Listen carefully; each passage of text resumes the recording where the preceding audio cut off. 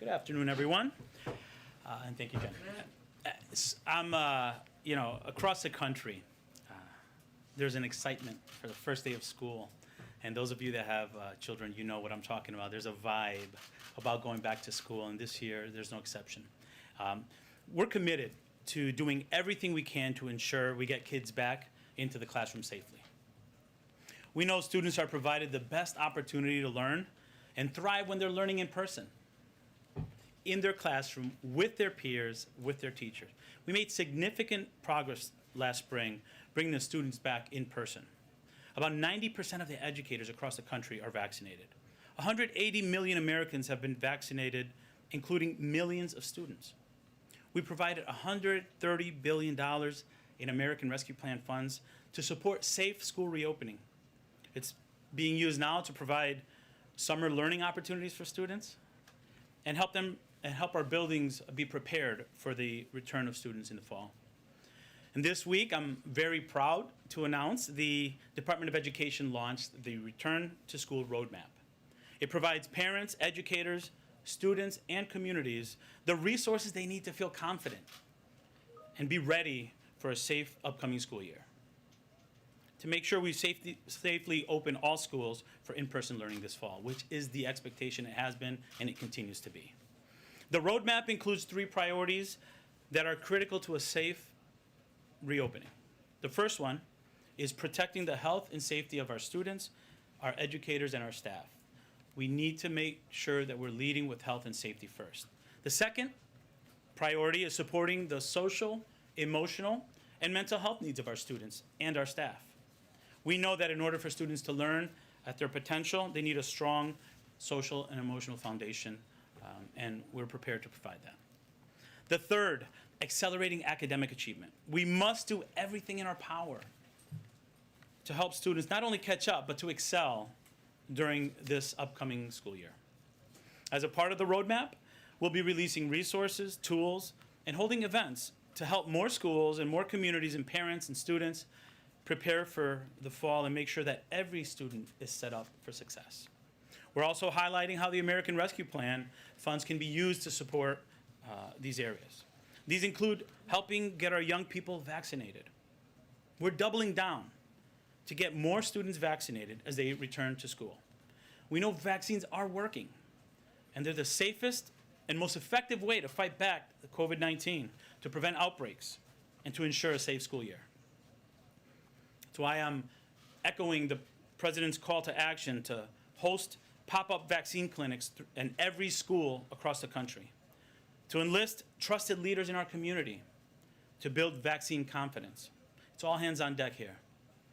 And to get creative with incentives. And I know I've heard from states where they're doing great work incentivizing it and getting student voice in the conversation to make sure that students hear from other students as well. I'm also excited that next week the administration is holding Back to School Week of Action to mobilize school districts, students, teachers, organizations, and leaders to get more young people vaccinated. Working with parent leaders and influencers to have conversations with students and families about the importance of getting vaccinated and why it's our strongest tool to combat the virus and get students back into the classrooms, on sports fields, in school plays, and among their peers this fall. Next week, I'll be traveling with the second gentleman to Kansas to promote vaccination efforts in that area. I'm additionally excited to lift up some additional efforts we're engaged in with partners across the country, including incorporating COVID vaccination into sports physicals for student athletes this summer and fall. The National PTA, we're working with them and the American Academy of Pediatrics to send pediatricians to back-to-school nights and PTA meetings so parents could hear from doctors directly. As I said before, it's all hands on deck. We all want our students in classrooms where they learn best. The resources are there and the urgency is there. Now is the time to get our students back into the classroom, not to be complacent or let politics get in front of what is best for our students across the country.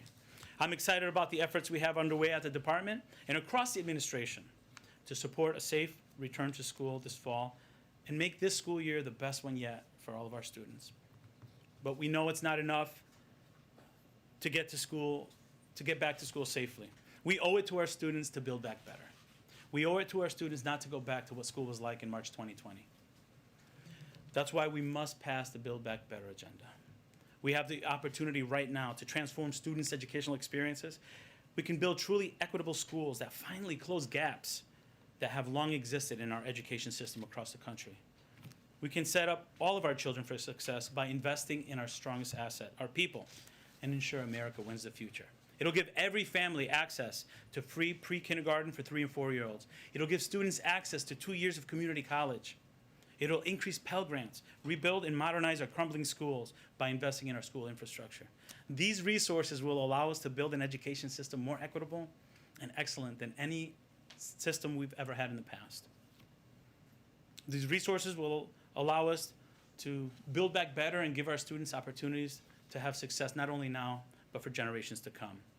Thank you, and I'll be happy to answer a few questions. Nancy. Thank you so much, Secretary Cardona, for coming. Are you engaged in discussions with teachers' unions that might be reluctant about returning to the classroom this fall because of the Delta variant? And how significant do you expect that challenge to be?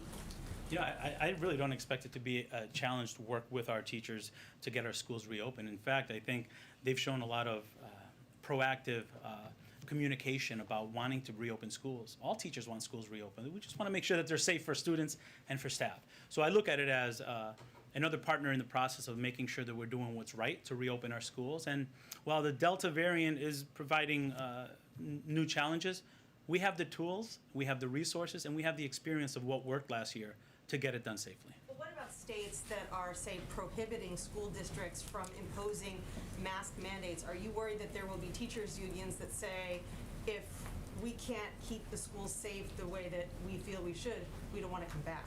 I'm worried that decisions that are being made that are not putting students at the center and student health and safety at the center is going to be why schools may be disrupted. So we know what to do. You know, don't be the reason why schools are disrupted because of the politicization of this effort to reopen schools. We know what works. We have to keep our students safe. We have to keep our educators safe. Tam? Yeah, reopening school is one thing. I think you just alluded to this. Keeping school open would seem to be another thing entirely. Right. What are you most worried about in terms of the ability to keep classrooms open, to keep kids, running up that hill to the school every day? We know what works. This is not our first time doing this.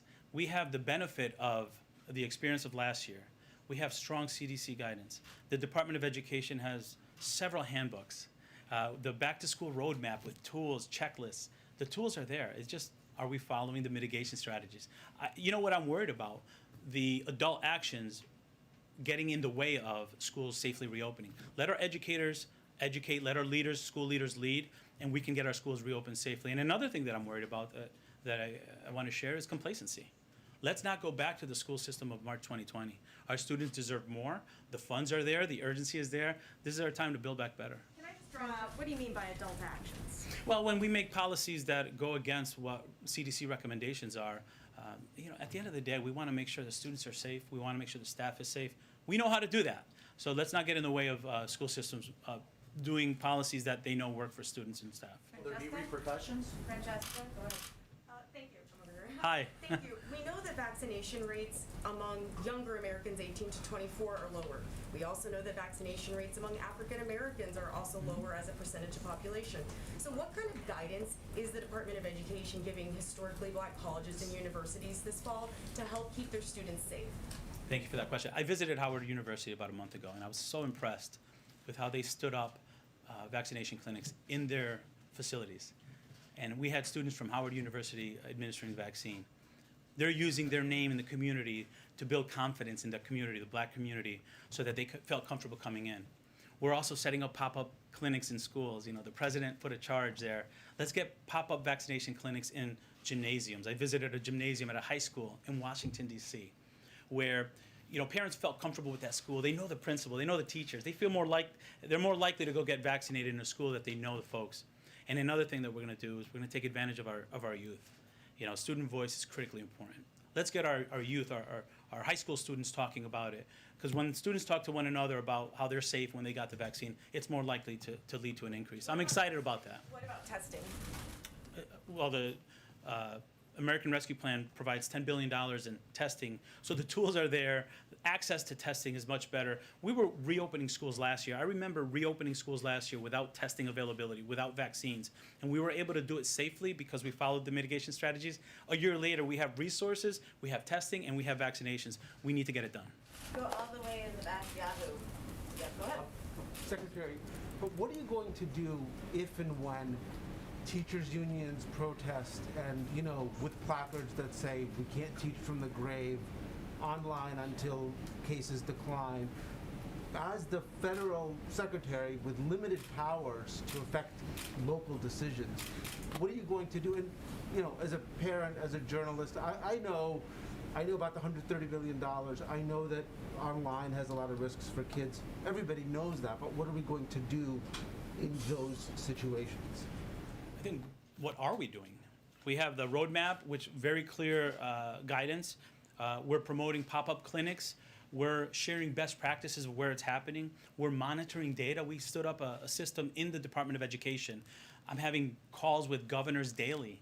I'm having calls with superintendents, school chiefs, to problem solve with them to make sure that we can get them in there. And the way the question was framed, I'd like to look at it this way: how are we working with our teachers' unions to ensure a safe reopening of schools? They're doing a lot of work and they're investing their own money to make sure that our schools can safely reopen and getting the message out to their teachers. We're working hand in hand to make sure that our students have teachers in front of the classroom, but that they both feel safe. Kelly? Mr. Secretary, one of the big differences this time is that children are becoming infected more easily because Delta is more transmissible. Right. So we might have, unlike March 2020, where there would be children in the classroom who themselves become ill. Are you formulating policy for how schools should deal with the impact on other students, if there's quarantining requirements, if it's classrooms with only vaccinated children, mixed Right. vaccination status? How are you going to deal with those dimensions? Thank you.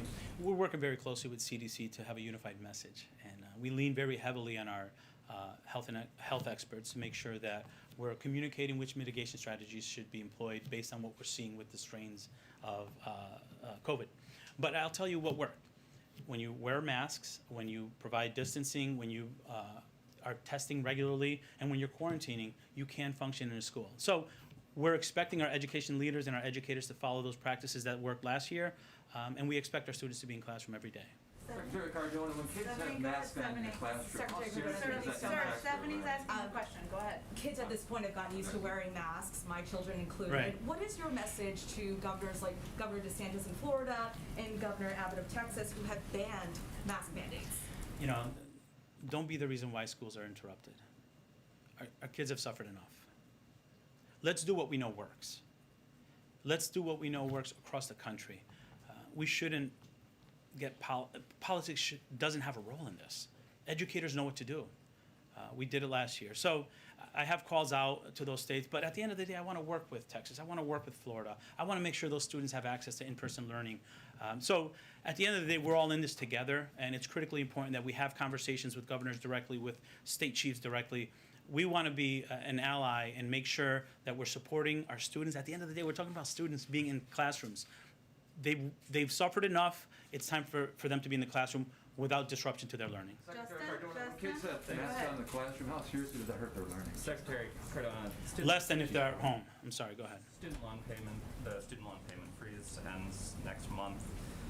Democratic lawmakers and advocates have said that the lack of guidance so far from the administration has left a lot of borrowers confused and lenders reluctant to put out guidance, maybe alarming them that their student loan repayments will start. So do you guys have any additional guidance for that? And if not, Sure. when can we expect? Sure. I'm not announcing anything today, but I will tell you this has been the highest priority for us: getting schools safely reopened and taking care of our borrowers.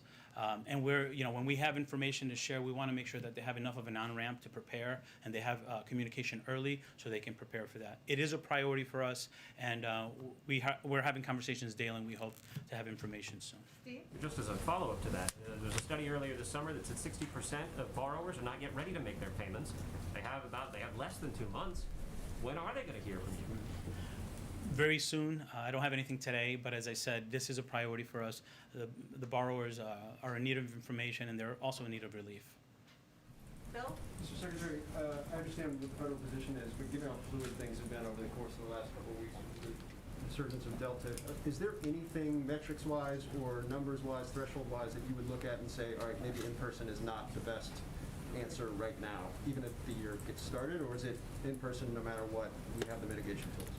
You know, we know what works. And yes, we're looking at the metrics, and obviously in close consultation with CDC and local health directors, because there are many local factors that contribute to whether or not a school should be open. We're going to continue to monitor it. We're going to continue to work with states. But I'm also looking at the policies that adults are putting in place that are putting students at risk. And I think while we have a reopening team that's focusing on the metrics, COVID spread, school reopening, we're also monitoring the decisions that adults are making where politics are getting in the way and it's putting students at risk. So our efforts are going to go there as well. Connor? You made the point, just again, that Sure. Politicians don't be the reason why schools close. On the flip side, if you're a parent in one of these states, should families feel safe sending their children to schools where there aren't mask mandates?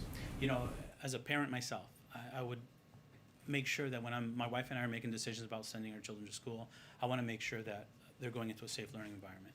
I know that I can send my children into school with masks. Although both of my children were vaccinated, if that's the rule in the school, that's what we'll follow. I do ask parents to communicate with schools now and make sure that they're comfortable sending their children to school. And I'm also going to be monitoring where places have rules that are limiting mask use, whether or not students that need to be in school are not going because of a lack of confidence. To me, those are adult actions preventing students to their right of public education. And is there any, if you find that that's an issue, is there anything that from the federal level you can do, any leverage that you guys If we have? find that because of poor policy, students are not accessing the right to public education, we will have conversations with those states and take that very seriously. Yamiche and Jeff, and then we gotta wrap it up and see if it's gotta go. Thank you, Secretary. I'm over here. Sure, hi. Thanks for taking my question. Thanks, Jen, for Yeah. letting me ask it. My question is, you've talked a bunch about kind of science not being in the way, politics not being able to Right. get in the way of science. I wonder what mechanisms, what sticks, what sort of consequences might the education department have in its toolbox to ensure that in districts where we see school leaders fighting with, frankly, politicians when it comes to CDC guidance, that the education department might be able to back some of those school districts up. We're seeing places where school Right. districts want to mandate masks, but obviously state leaders are saying they can't do that. What could the education department do to ensure that those leaders have? Sure. We're going to constantly work with those states, with those leaders. At the end of the day, we're on the same team for the kids, right? And, I applaud Governor Hutchinson for what he's doing. And I recognize that we have to be malleable to address the increase in spread. And that requires partnership. Withholding monies, that's going to hurt kids. That's going to hurt kids more. So we're going to continue to work with those states and do what we can to help them understand how important it is to make sure students are getting into school. And my hope is that students go into schools in those communities as well. But if we're starting to notice that students are not going in because they don't feel confident, then we're going to have conversations about that. Those conversations that you said you don't want to withhold money, is there anything else that the department can do if it's not, that won't hurt kids, but that can send a message that science and politics can't mix? We're in this to stay. We want to make sure those kids get into school, and we're going to do everything we can to make that happen. Thank you. Thank you. Mr. Secretary, can you give us an update on the proposal to teach more Black history in schools? Did the Republican Black backlash over that have an impact over your plans? I always say I trust my educators across the country to make sure that our curriculum promotes the beautiful diversity of this country. And we could do so as educators in a way to unify our students in our country and show respect to others. That's another example of something that's become politicized, and I have confidence in my educators, and I have confidence in their ability to teach students about our history, and in the process we can learn about one another and become a stronger nation. Thank you. Still on track, that proposal? Which would, you talking about the priorities? Yes. Yeah, the priorities are still what they are. I think for us, the way we put it forward allows districts and states to put in their proposals and how they want to teach it. But I think, again, it became a politicized issue that didn't need to. And it took us away from what I think is most important, our Build Back Better agenda and getting students safely back into school. Thank you. Thank you, Secretary Schuler. All right. like to Thank, teach more Always welcome science? to join us. thank you. All right. I'll get my mask on here. Would you like to teach more science in school, Mr. Secretary? Want to get into school safely? We could talk about the discussions there. And I'll be back for that. Thank you. Thank you. We're pro-science, just in case there was confusion. Okay. Couple of items for all of you at the top. Today, the President will announce a new set of actions aimed at advancing the goal of increasing the impact of his Build Back Better investments to address our climate crisis, positioning America to drive the electric vehicle future forward, outcompete China. He will sign an executive order, I know this was out there reported this morning, that sets an ambitious new target to make half of all new vehicles sold in 2030 zero emissions vehicles, including battery electric, plug-in hybrid electric, or fuel cell electric vehicles. In addition, later today, the Environmental Protection Agency and the Department of Transportation will announce how they are addressing the previous administration's harmful rollbacks of near-term fuel efficiency and emissions standard. A good question a lot of you have been asking is, what is the implementation about this? They will announce the rulemaking, next steps in rulemaking process later today as well. These new actions, paired with the investments in the President's Build Back Better agenda, will strengthen American leadership in clean cars and trucks by accelerating innovation and manufacturing in the auto sector, bolstering the auto sector domestic supply chain, and growing auto jobs and good pay and benefits. We are also announcing today the Biden administration commitment we are committing more than $3.46 billion in new funding to help states and partners increase resilience and reduce the impacts of climate change nationwide. At a time when communities across the country are facing the impacts of the climate change crisis and grappling with extreme heat, wildfires, prolonged droughts, the onset of peak hurricane season, this historic addition of the Hazard Mitigation Grant Program will help states, localities, tribal and territorial governments finance projects to safeguard our communities for the future. FEMA Administrator Criswell is currently briefing the National Governors Association, Homeland Security Advisors Council on these investments, and we will have a fact sheet after the briefing detailing how much funding each state and locality will be receiving. Also wanted to note that today, senior White House officials, including Ambassador Susan Rice, Dana Remus, and Julie Rodriguez, will host a virtual convening with 8 state attorneys general as part of the President's ongoing strategy to combat the surge in gun crime we've seen over the last 18 months. During the meeting, the group will discuss policies and strategies to hold gun manufacturers and dealers accountable for wrongful conduct that contributes to guns making their way into the hands of criminals and be used in shootings around the country. We are committed to using every tool at our disposal to crack down on gun crime. That includes money to put more cops on the beat and support community anti-violence programs. It also means aggressive steps to stem the flow of guns used in crimes. And in addition to today's convening, we also announced today tough new regulations on untraceable ghost guns, and we also launched 5 regional gun trafficking strike forces, as you all know, and announced a national zero tolerance policy for gun dealers. Last item for all of you, as you all know, the President has been committed to the federal judiciary for decades, having served as the chairman of the Senate Judiciary Committee. He's made it a chief priority to nominate deeply qualified nominees who are devoted to the rule of law and who represent the diversity of the country. He's done that at a historic pace. And his nominees are also being confirmed with unprecedented speed. Today, he nominated 3 additional candidates for the federal judiciary. Among them, Justice Beth Robinson, Vermont's first openly LGBTQ Supreme Court justice, who would also be the first openly LGBTQ woman to serve on any federal circuit court. Under the President's leadership, we've also confirmed the most African American women as federal circuit judges of any single presidential term in American history, and the first Muslim Article III judge in American history.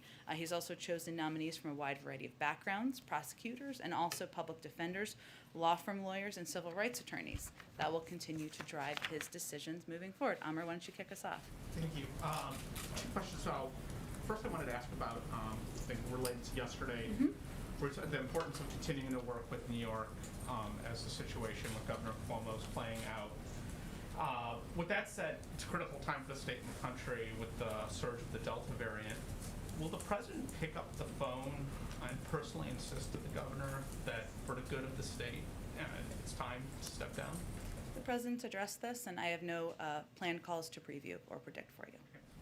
I also have a question EV related. Infrastructure bill, if I understand right, includes about half of what the President wanted in order to build a national network of charging stations. So how do you take EVs from the niche, or emerging from the niche to the mainstream without that necessary investment in charging stations?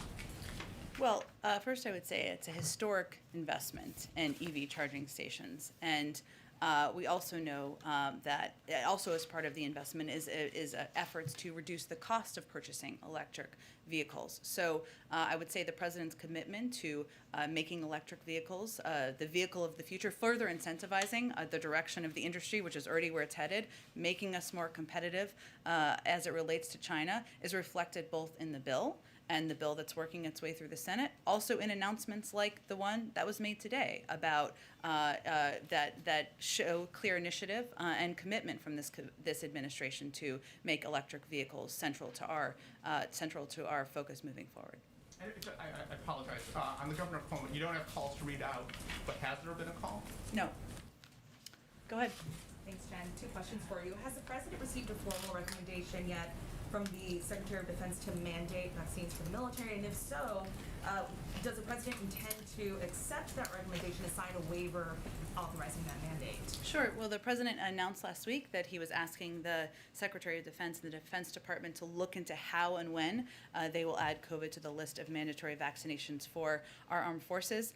We expect a determination soon. I'm not going to get ahead of that, and certainly he's going to rely on the recommendation of his Secretary of Defense. Thank you. Also, on the COVID front, Florida Governor Ron DeSantis is now fundraising off of President Biden's comments for him to, quote, get out of the way of people trying to help battle the COVID surge in that state. DeSantis has said, I'm standing in your way, I'm not going anywhere, and referred to the president as a power-hungry tyrant. What is your response to the governor and the administration's response to the governor? And is the president considering reaching out to DeSantis to talk this over?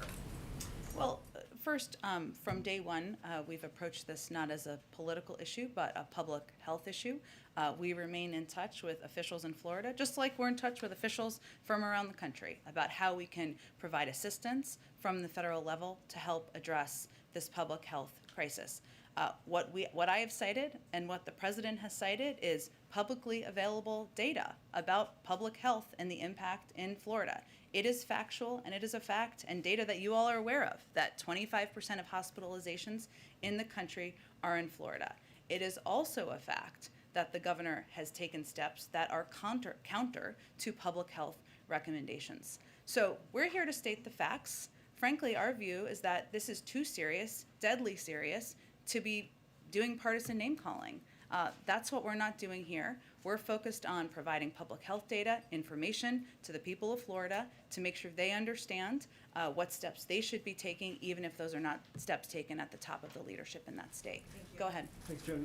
Republicans have made pretty clear over the last couple of days that they're drawing a red line on the debt ceiling in terms of their willingness to negotiate or to consider a clean debt ceiling increase.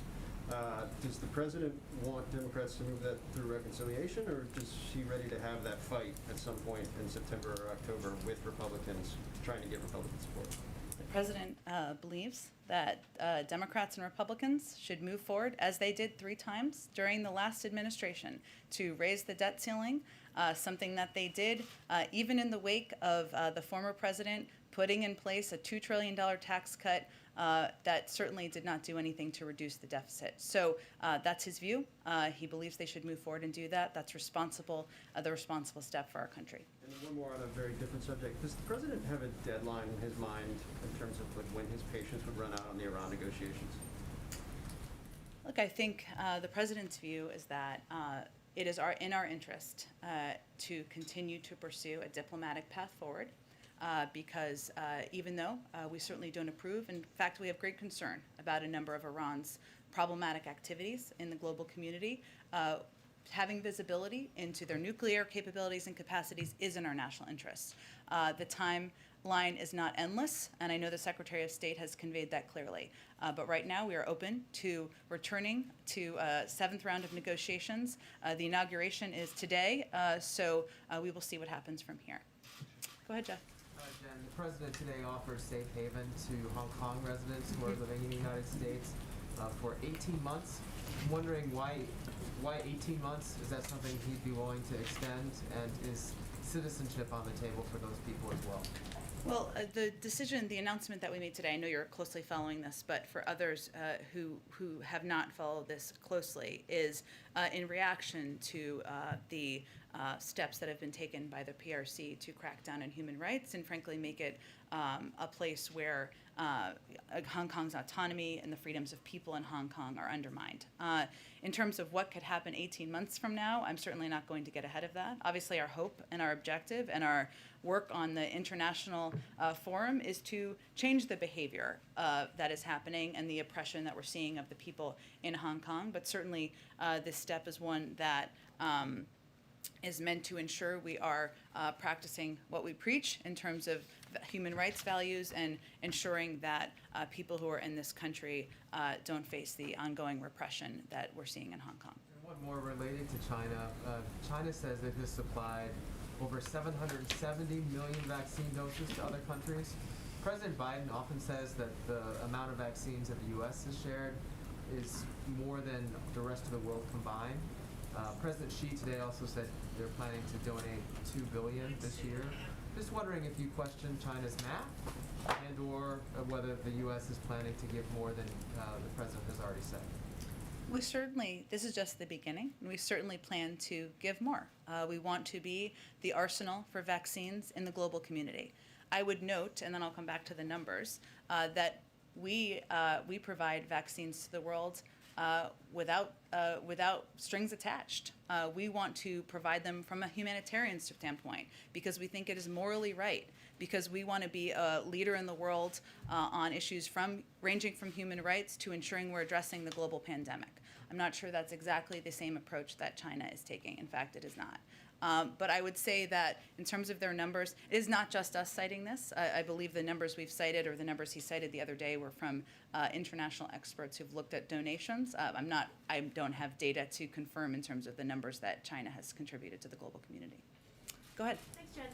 The automakers that are appearing with the president today at this big announcement also lobbied the Trump administration to roll back emissions standards that were set by the Obama administration. So what gives this White House confidence that they are actually going to reach for this ambitious new goal, especially given the fact that the executive order is not binding?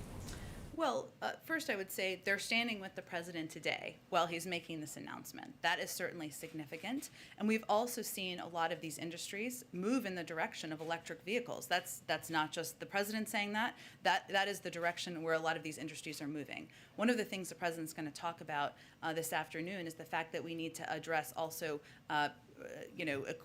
supplies like batteries, which right now China is producing about 80% of batteries that are required for that industry to succeed. But I also would note that in addition to the announcement today, and I noted this a little bit at the top, there will be rulemaking steps that are announced by the appropriate agencies later this afternoon to ensure that we can move forward and make these pronouncements a reality. And the founder of Tesla, Elon Musk, expressed surprise that he was not invited to this ceremony because his company is obviously such a large manufacturer of electric vehicles. Can you give us any insight into why Tesla wasn't included in this event?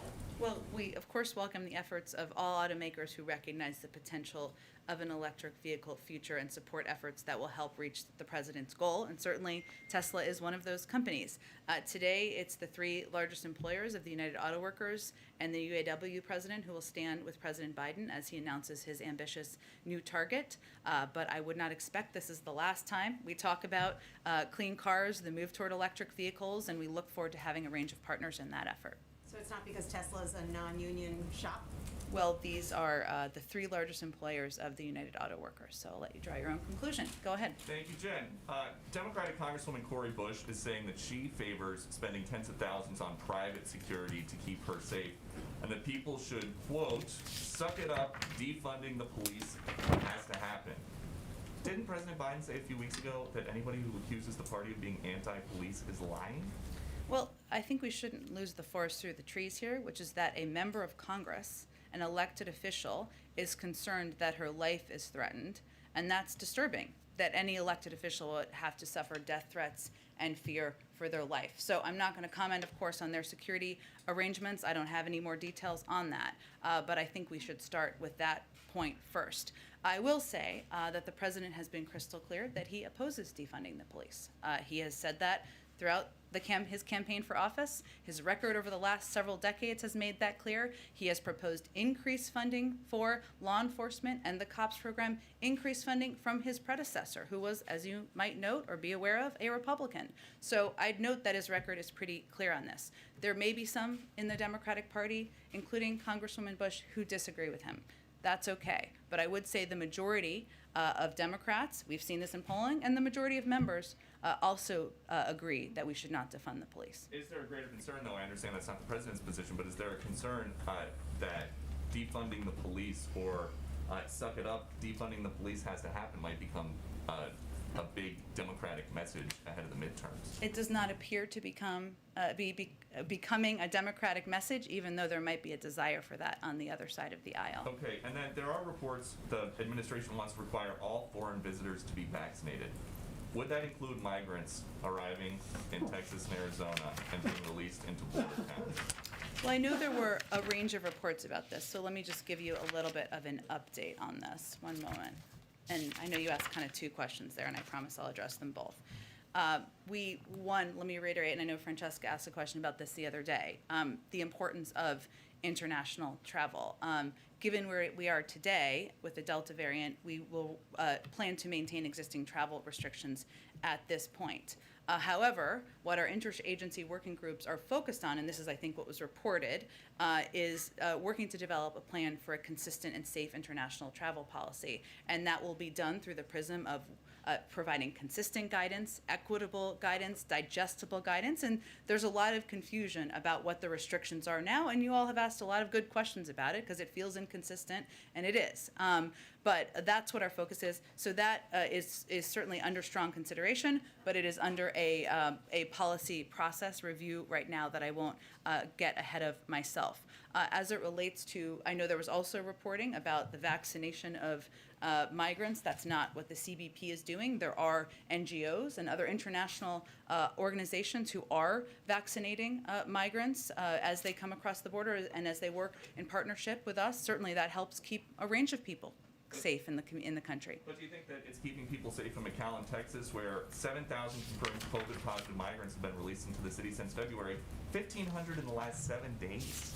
Well, I think it's important to note what's actually happening in McAllen. So there's actually been, they signed a disaster declaration and approved setting up a temporary emergency shelter to provide a space, to create an isolated space to mitigate this issue. And what happens is DHS, and this is the process of what happens, the agency, we're continuing to enforce Title 42, resulting first in the expulsion of the vast majority of those encountered at the border.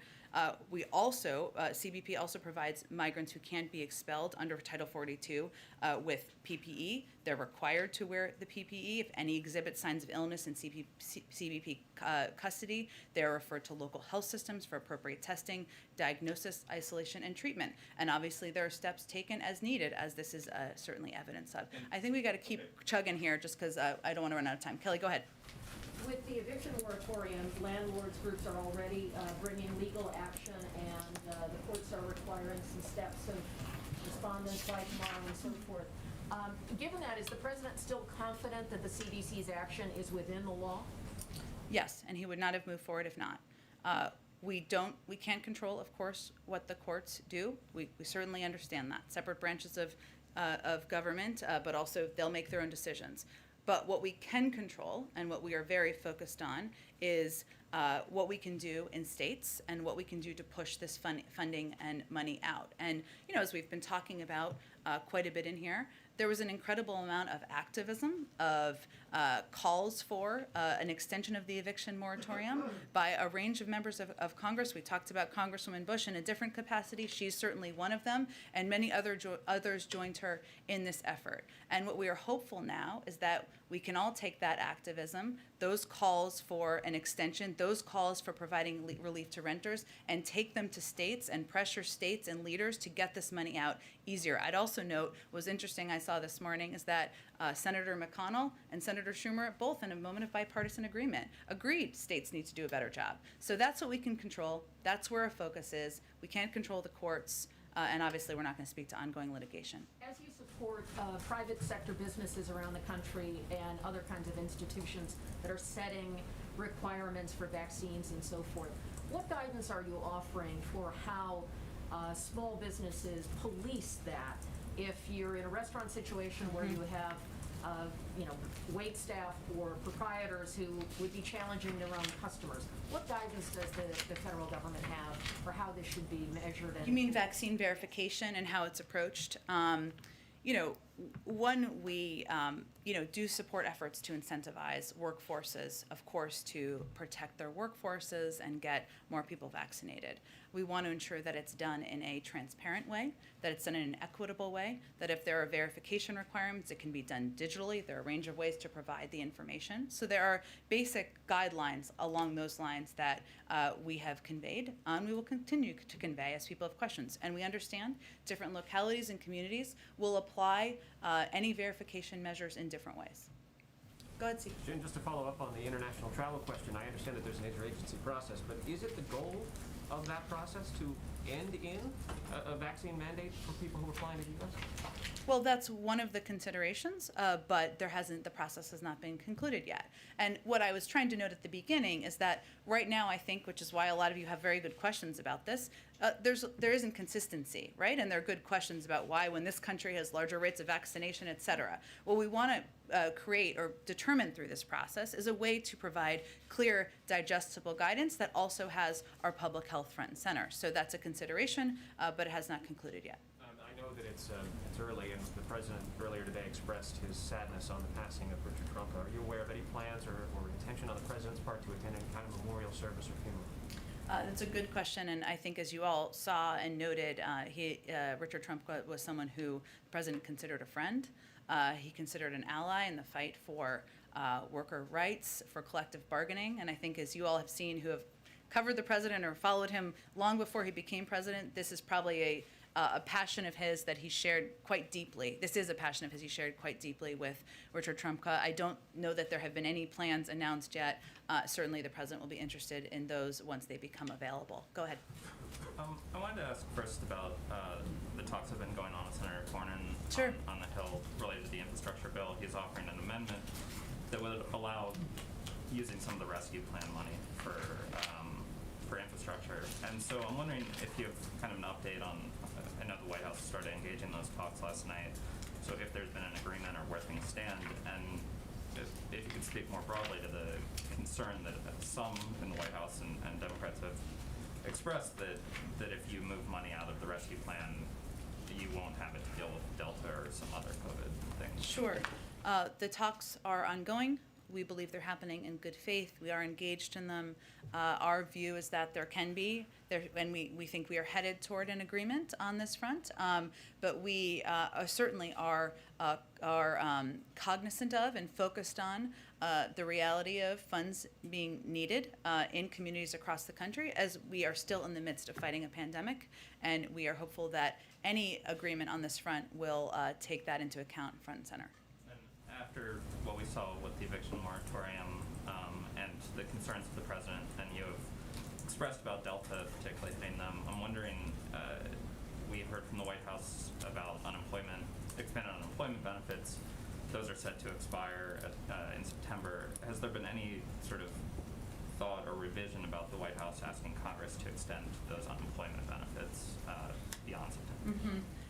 There has not been a change at this point in time. Obviously, we're quite focused, and we designed the American Rescue Plan with the goal of being able to plan for contingencies, including rises in moments of the virus, economic needs, different communities recovering at different rates. That's one of the reasons why we push for state and local funding, why the child tax credit will benefit people through the course of next year, why there are also additional funding that people can have access to in their communities through small business loans as well. But there hasn't been any change to that at this point. And one last quick one to follow on Phil's question about the debt ceiling. Senate Democrats have been talking about attaching it to the CR. Mitch McConnell earlier today indicated that Republicans didn't want to support this, but the result of this is if Democrats throw it onto the CR, there could be a government shutdown in a couple months. And so I'm wondering if that is a concern, if the White House has any sort of preference for how they want Congress? Obviously, I know you want Congress to raise the debt ceiling, but any preference on how they do it? And are you at all concerned or preparing for the possibility of a government shutdown if that's the path that the Democrats pursue? Well, certainly that's not our preference. I think it's safe to say. We are, of course, in close touch with leaders in Congress about the path forward, but our preference is for Congress to move forward, as they have 3 times during the last administration, to raise the debt ceiling, which is the responsible step to take. Go ahead, Francesca. Thanks, Jen. I have another question, but because international travel has come up multiple times today. Sure. During the health briefing, it was talked about how vaccination requirements for foreign travelers are under consideration, but there were also other alternative pathways that were mentioned. Could you tell us a little bit more about those alternative pathways that are under discussion? And relatedly, does the U.S. have concerns that if it doesn't take action on this issue in the next few weeks, that other countries could ban American travelers from going there if the U.S. doesn't reciprocate? Yeah, I mean, both really good questions, Francesca. I think what's important here to note is that while there hasn't been a final decision made, how the interagency working groups are looking at this is with the objective of taking steps that will return international travel at a moment when it's appropriate. And right now, we're not at that point because of the rise of the Delta variant. But we want to have a process in place that's prepared for when we hit that moment. And whatever the decision is made about what that will look like, we want it to be clear. We don't want it to be conflicting or confusing, and we want it to be equitable. So yes, there are a range of options. I'm not going to outline those from here, and certainly the one that has been reported on is strongly under consideration. Okay, and on the topic of immigration, is the White House looking at action to help so-called documented dreamers? These are largely kids whose parents are here on H-1 visas. Yeah. They have waited for so long for green cards that the children are about to age out of the system and might have to return to their home country. So is the White House looking at any action on that issue? Yeah, it's a great question. I think Lala asked something similar the other day. And yes, this is a part of what the president has proposed addressing in a comprehensive immigration bill. It is certainly something he'd want to address and supports taking action on. But not something necessarily that would show up in the reconciliation or upcoming budget bill. It's not in the current, I think it's not in the current discussions, but it is something the president would like to address. Yes. Go ahead. Yes, Jen. For those, I'll go to you next. Sorry. Go ahead. Go ahead.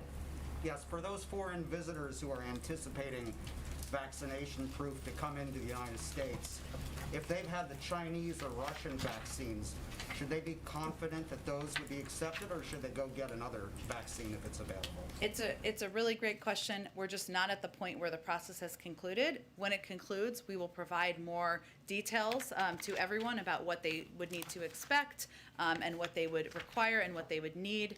I will also note that you've asked me repeatedly a very good question about American citizens who are overseas. You may have received an answer from the State Department, but just in case, to confirm for you, we don't provide direct medical care to private U.S. citizens abroad from the Department of State, as I think most of you who have covered the State Department are well aware. But we do work with countries that have a robust vaccination program to ensure that all residents, including U.S. citizens, can receive vaccinations.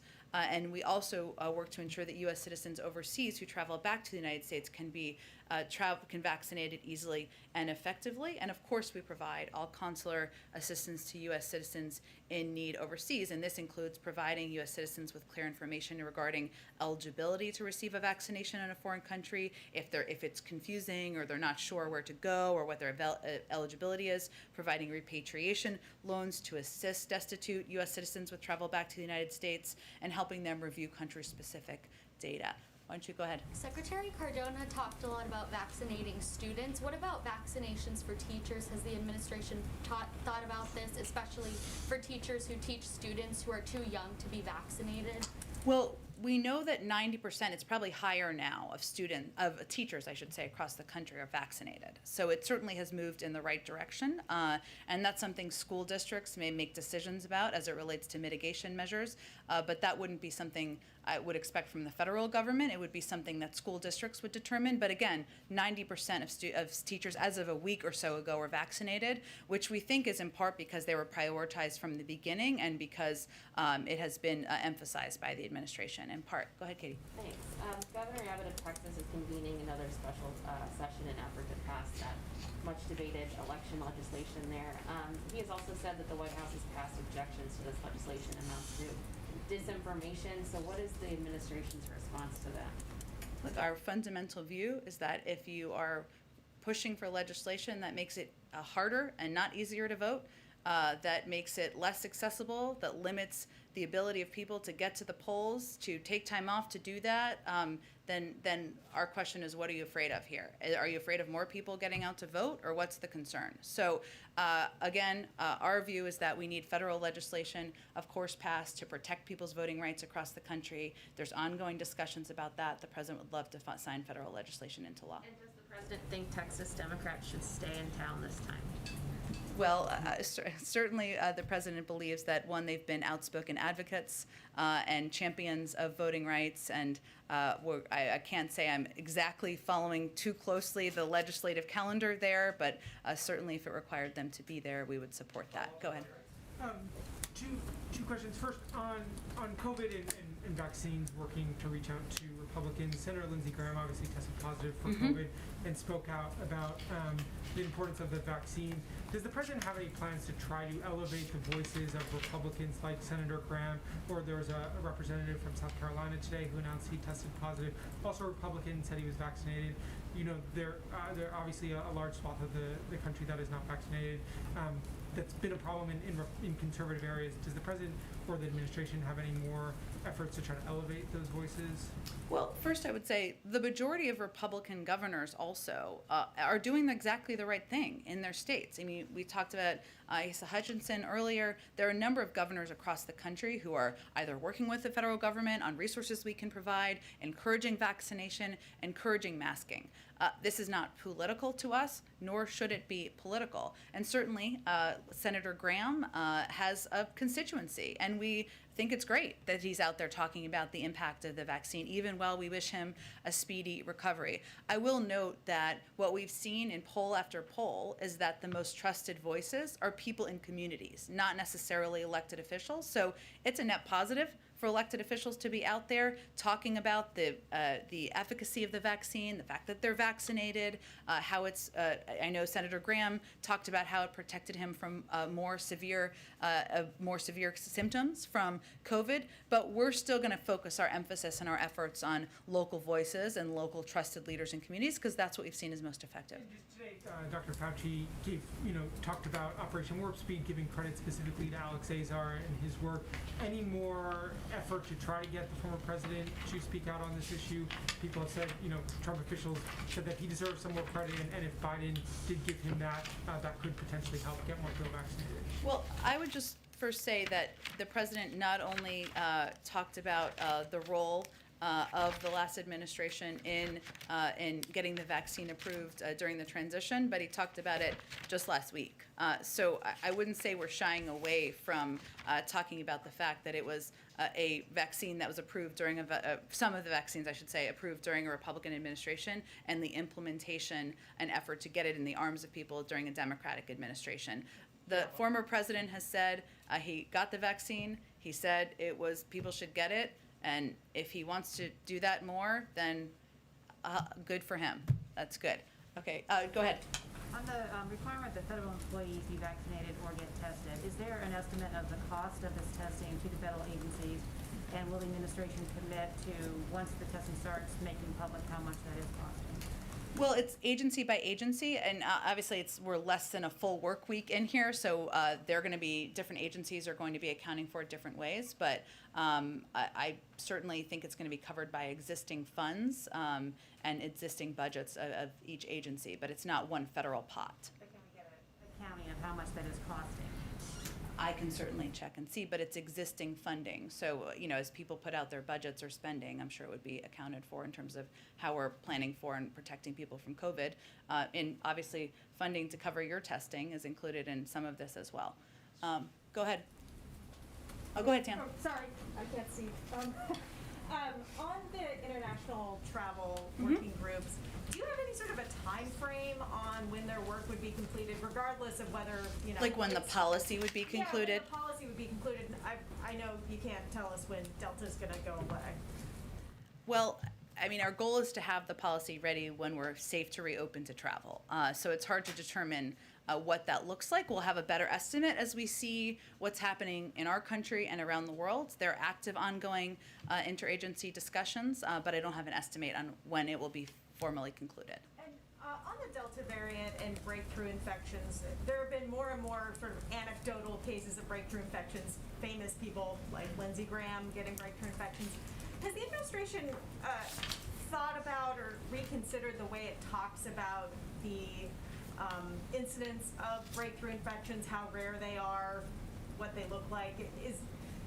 Is there any consideration of acknowledging in a more fulsome way that yes, these are kind of happening on a semi-regular basis? We have said that. They are happening. I think the most important thing, though, is that vaccines are doing exactly what they should be doing, which is protecting people, the vast majority of people, from severe illness, from hospitalization. And there's data that's come out in a number of the states that have been hardest hit even in the last couple of weeks.